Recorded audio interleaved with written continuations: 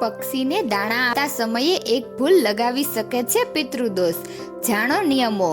અપાવશે 5 ગ્રહોના ક્રોધથી મુક્તિ. ઘણા લોકો દરરોજ સવારે ઉઠીને પક્ષીઓને દાણા આપે છે. આ એક સારી આદત છે. જો તમે પણ આ કરો છો તો વાની કેટલીક ખાસ ટિપ્સ છે જેને અનુસરીને તમે ઘણા ગ્રહ દોષથી બચી શકો છો. પક્ષીઓને દાણા આપતી વખતે ન કરી ભૂલ. પ્રકૃતિના સંતુલન માટે પક્ષીઓનું મહત્વ પણ આપણા જીવનમાં વિશેષ રૂપથી છે. આમ તો પક્ષી પોતાના ભોજનની વ્યવસ્થા જાતે જ કરે છે, પરંતુ અમુક લોકો હોય છે જે પક્ષીઓને દાણ કરાવે છે. પક્ષીઓને દાણ પાણી આપવું ખૂબ જ પુણ્ય માનવામાં આવે છે. વાસ્તુશાસ્ત્રમાં પણ પક્ષીઓને દાણા આપવું ખૂબ જ સારું માનવામાં આવ્યું છે. જ્યારે દાણા પાણી આપો છો એના અમુક નિયમો જણાવવામાં આવ્યા છે. જો તમે આ નિયમોનું પાલન કરશો તો તમને સફળતા મળશે.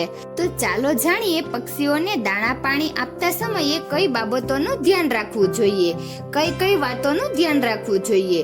જો તમારી કુંડળીમાં રાહુ, કેતુ અને શનિની દશા સારી નથી તો તમારે કાળા કલરના પક્ષીને દાણા ખવડાવવા જોઈએ.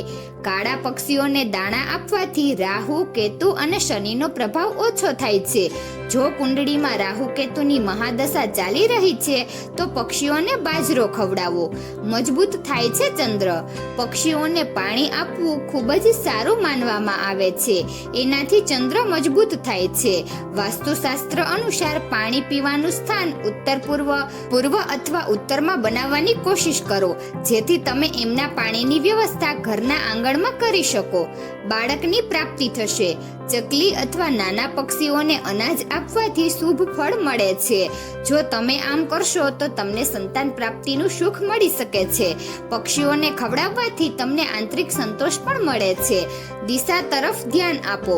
જો તમે તમારા આંગણામાં અથવા ટેરેસ પર અનાજ નાખતા હોવ તો તમારે દિશાઓનું ધ્યાન રાખવું જોઈએ.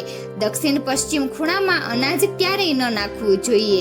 જ્યારે પણ તમે ખોરાક આપો ત્યારે તેને હંમેશા પૂર્વ કે ઉત્તર દિશામાં નાખો.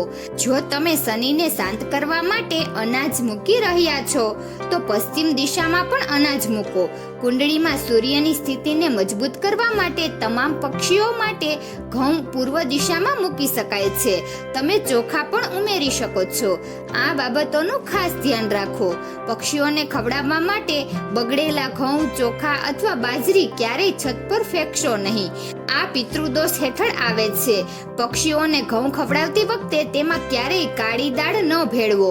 દાળ ક્યારેય ખવડાવવી નહીં. પક્ષીઓને ખવડાવવા માટે માત્ર જુવાર, બાજરી, ઘઉં અને ચોખાનો ઉપયોગ કરો. તો મિત્રો, તમને આ વિડીયો કેવો લાગ્યો જરૂરથી કમેન્ટ કરજો. જો સારો લાગ્યો હોય તો વિડીયોને લાઈક અને શેર કરજો અને અમારી ચેનલને જરૂરથી સબસ્ક્રાઇબ કરજો. વિડીયો અંત સુધી જોવા બદલ ખૂબ ખૂબ આભાર.